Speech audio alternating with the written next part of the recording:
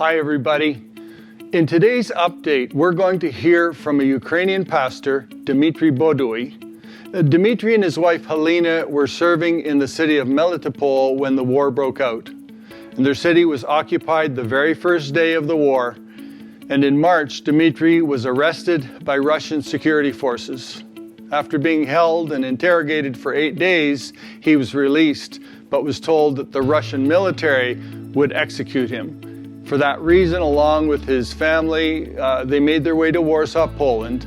To avoid those military forces who wanted him dead, they were forced to take a long 4,000-kilometer route that actually went through Russia. Listen now as he shares about their current ministry based in Warsaw and how we can pray for the future. Well, there's several things we do. I mean, since we got into Poland, we've been coordinating people that leaving from that occupied territory, coming to the boat side through the war zone or through Russia. We were helping them to get to Warsaw or to Germany, depends where they're going. So because we have some connections all the way, both of these trips, and we help them to stay overnight. We help them to get finances for gas if they drive in their cars, or we help them to pay off those people that taking them. So we've been doing this even till now. I mean, like on Sunday, we had a family we picked them up from the bus station.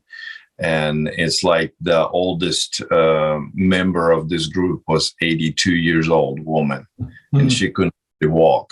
So her daughter and all her family, her daughter and her granddaughter with the husband and 2 little boys. And it took them 4 days to get all the way through Russia and got to Poland. It cost them $2,500 for all the trip. Wow. So they came into Warsaw and they stayed in our house. Today we send them to Germany. So some of our guys, they drove them over there. So we pay for their transportation, we pay for gas and all this good stuff. So that's what we do. In our house, we're renting a house right now in Warsaw, and Krzysztof Zaremba is helping us with that. Church is paying for that rent. But we've been keeping a lot of people in our house. Yeah. Sometimes up to 20 people staying with us. Wow. It's for us, it's like a hub for people leaving Ukraine. We're feeding them, washing their clothes, they take showers, they stay with us. One family was with us for like a month and a half. Wow. Another family that stayed with us for 2 weeks. Yeah. All the rest is like 3-4 days, sometimes 2 nights, and they go on. So we help them coordinating all this. Okay. Another thing that I'm doing, I'm traveling around Europe because there's a lot of people in Europe right now from the Ukraine. And I have phone calls from different areas, different churches that they doing some ministry for Ukrainians, some meetings. They invite non-Christian Ukrainians in, and they want to preach the gospel to them. So I've been attending meetings like that. In 2 weeks, I drove a little over 5,000 kilometers around Europe. Wow. So let me jump in here, Dimitry.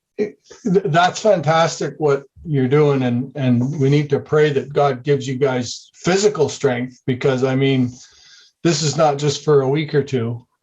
This is ongoing. As you look to the future, and I know obviously the big prayer is that this war would come to an end, but once the war does come to an end, what do you see the needs being? Obviously, there's physical needs, and the country needs to be rebuilt. But as a pastor, how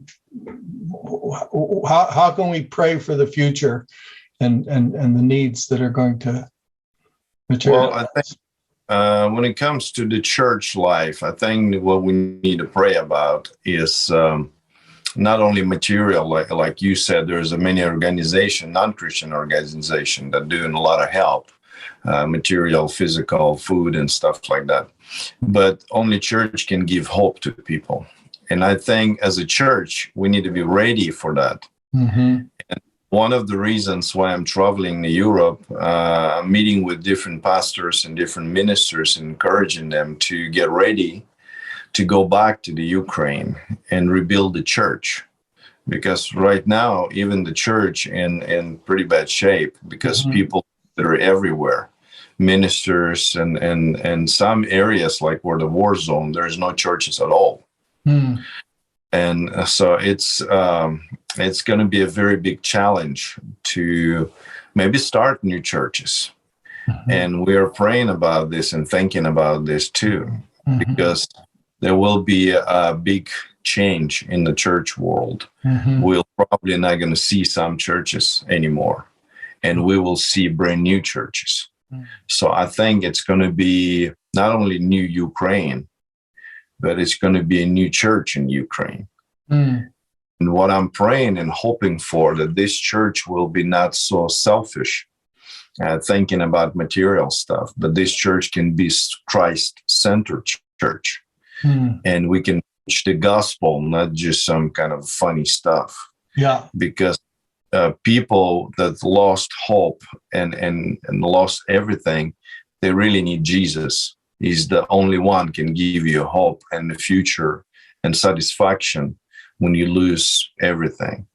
So that's what we are praying for, and that's what we are hoping for.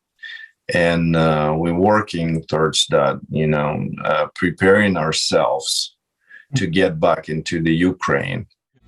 As you've listened to this brief report, please be reminded to pray for Dimitry and Helena and the many, many others in the church who are bringing real hope in the midst of this terrible war.